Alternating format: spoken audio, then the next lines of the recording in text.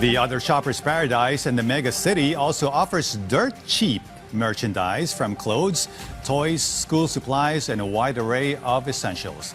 Hence, on Christmas Eve, a surge of penny-pinching gift seekers headed to Baclaran for their last-minute buys of Yuletide presents for their loved ones, as we hear this latest report from our Rod Lagusad. Last-minute shopping. This Christmas Eve, Mika is rushing to buy gifts here in Baclaran. She said her salary only came in last night. That's why she's only able to shop now. Pangregalo po sa mga inaanak tsaka sa mga pamangkin, tsaka sa anak din po.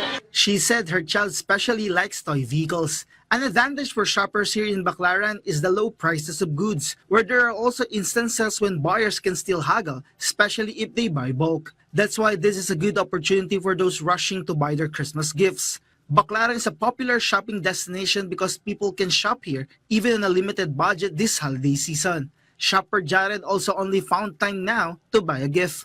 Oo boss, pang regalo sa Shota. Ito lang naisip ko ngayon sir actually sa Batangas kasi kami mag-outing kaya ilang oras na lang din 'di ba? May exchange gift kasi kami maganda dito, mura.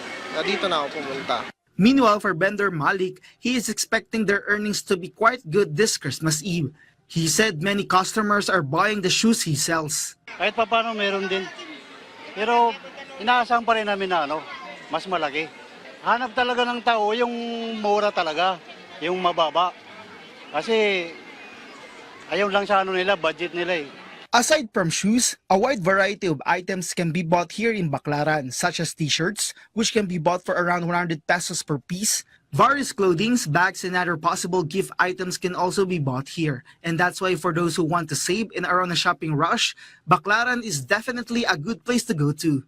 Rod Lagusad from the National TV Network for A New and Better Philippines.